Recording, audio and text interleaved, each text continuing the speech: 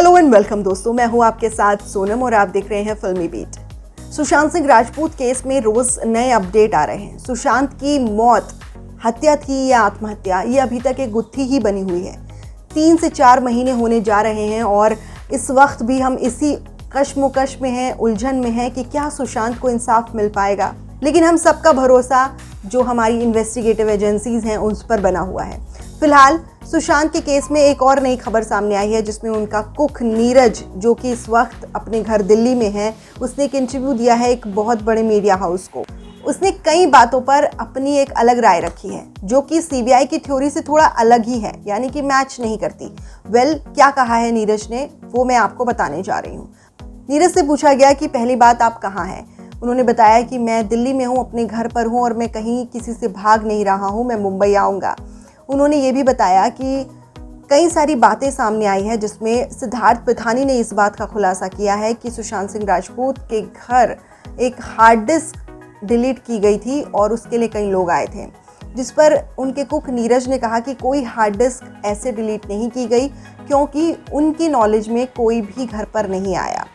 हालांकि बीच में खबरें आई थी कि सुशांत सिंह राजपूत के घर कुछ आईटी पर्सन आए थे, जिन्होंने सुशांत को डराया धमकाया था और कुछ हार्ड डिस्क को डिलीट कर दिया गया था जस्ट आफ्टर रिया चक्रवर्ती जब घर छोड़ कर गई थी। 8 तारीख को वो घर छोड़ कर गई थी और उसके एक या दो दिन बाद कुछ लोग आए थे जिन्होंने हार्ड डिस्क को डिलीट कर दिया था। लेकिन उसके बाद एक और थ्योरी सामने आई, जिस पर नीरज कह रहे हैं कि नहीं, ऐसा कुछ नहीं है, उनके नॉलेज में इस तरह की कोई बात नहीं है कि कोई भी हार्ड डिस्क को डिलीट करने आया हो। अब इस बात पर क्या सीबीआई कहेगी और क्या ये इन्वेस्टिगेटिव एजेंसीज जो हैं वो इस पर क्या टेक लेती हैं, नीरज से वो क्या पूछेंगी।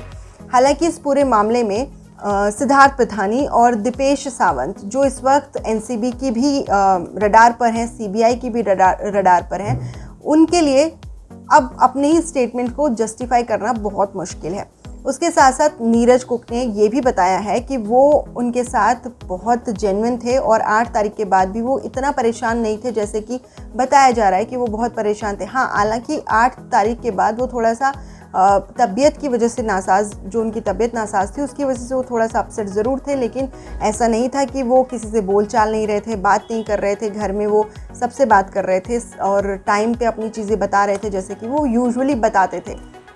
रही बात हार्ड डिस्क की, तो हार्ड डिस्क किसी ने भी डिलीट नहीं की है और घर के कंप्यूटर्स को भी हाथ लगाने की परमिशन नहीं होती थी, ये भी उन्होंने बताया। और साथ ही साथ उन्होंने ये भी बताया कि जब रिया चक्रवर्ती घर छोड़कर गई थी, जब उनका झगड़ा हुआ था, तो वो झगड़ा क्यों हुआ था वो उनको नहीं मालूम है, लेकिन रिया ने नीरज को कहा था कि वो उनके पैक कर दे कपड़े और वो जाना चाहती हैं।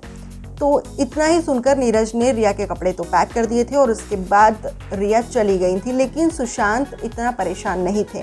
हालांकि उनकी आखिरी मुलाकात 14 तारीख को ही हुई थी सुशांत के साथ, जब उन्होंने पानी दिया था। उसके बाद उनकी कोई मुलाकात नहीं हुई। सुशांत अपना कमरा बंद करके कमरे के अंदर ही थे और उसके बाद जब कमरा खुला तो आप और हम सब जानते हैं कि सुशांत नहीं, उनकी डेड बॉडी ही बाहर निकली।